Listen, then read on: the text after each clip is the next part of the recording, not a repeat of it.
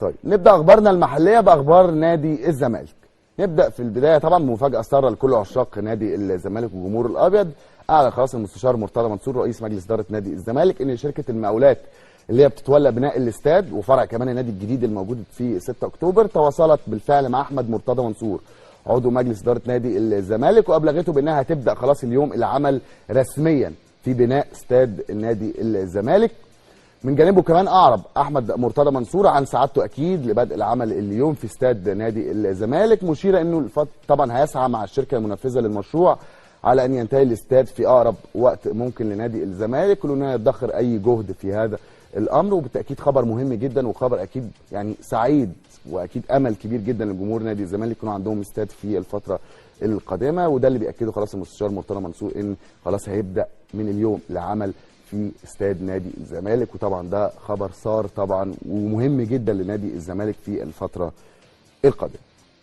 لسه مكملين في اخبار نادي الزمالك وفي ظل طبعا الحديث عن اقتراب عوده اللاعب محمود شبانه طبعا مدافع الفريق ده اللي معار لنادي سموحه خلال الانتقالات الشتاء الحاليه في يناير. خرج محمود شبانه بقى عبر حسابه على مواقع التواصل الاجتماعي على انستجرام بصوره وهو بيشير طبعا بيديه على ملعب 100 عقبه ونادي الزمالك، وذلك في اشاره منه لرغبته بقى اكيد في العوده مره اخرى لنادي الزمالك وترقبه تحقيق حلمه بارتداء قميص نادي الزمالك من جديد. هل هيرجع شبانه ولا الموضوع مش هيكمل؟ واضح اننا هنكون امام يعني فتره انتقالات شتويه مهمه جدا لكل انديه الدوري المصري، وكل اكيد بيحاول ان هو يدعم صفوفه بكل قوه قبل اكيد بدايه طبعا المنافسات المحليه والافريقيه القادمه.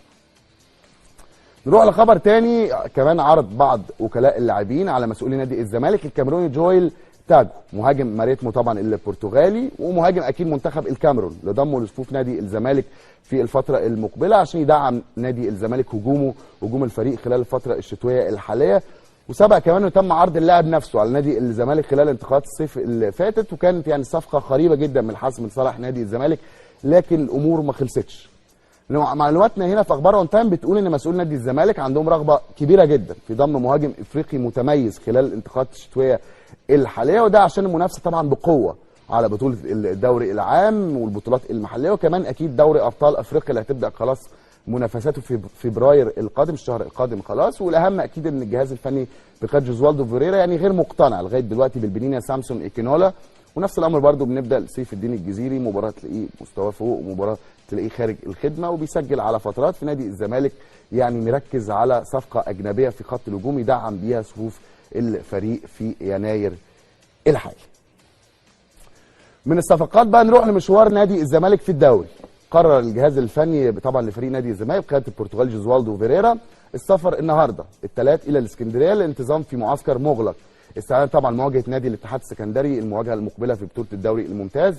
المقرر بقى الفريق يعني يؤدي مرانه الختامي مساء اليوم الثلاث في الاسكندريه استعدادا طبعا للمباراه. كان الزمالك تعادل في اخر مباراه ليه في الدوري كانت امام الداخليه بهدف لكل فريق، حيث احرز طبعا هدف نادي الزمالك محمد عبد الغني كان في الوقت الضايع، وكان نادي الزمالك كان خارج الفورمه تمام في هذا اللقاء، وايضا اللقاء اللي قبله كمان امام اسوان والهزيمه. يعني الزمالك فقط 5 نقاط في اخر مباراتين واتسع الفارق ما بينه وبين طبعا الاول متصدر النادي الاهلي 5 نقاط. اصبح الموضوع مش مستحيل، لكن الموضوع اصبح طبعا محتاج مجهود من نادي الزمالك ومحتاج ان الفريق يلم طبعا اوراقه ويركز الفتره المقبله ان يعود مره اخرى الى نغمه الانتصارات. وفيريرا مدير فني كبير واكيد مع دعم كبير مجلس الاداره اللي بيوفر له كل شيء في الفتره الاخيره، اكيد نادي الزمالك يقدر ان هو يعود مره اخرى، وده اكيد لمصلحه الكره المصريه. النادي الاهلي ونادي الزمالك وفيوتشر وبيراميدز نلاقي منافسه قويه جدا على بطوله الدوري، ده اكيد يصب في مصلحه منتخبنا الوطني. قبل الدخول بقى في دوري ابطال افريقيا كشفت تقارير صحفيه كمان سودانيه عن اختيار نادي المريخ السوداني، طبعا ده منافس نادي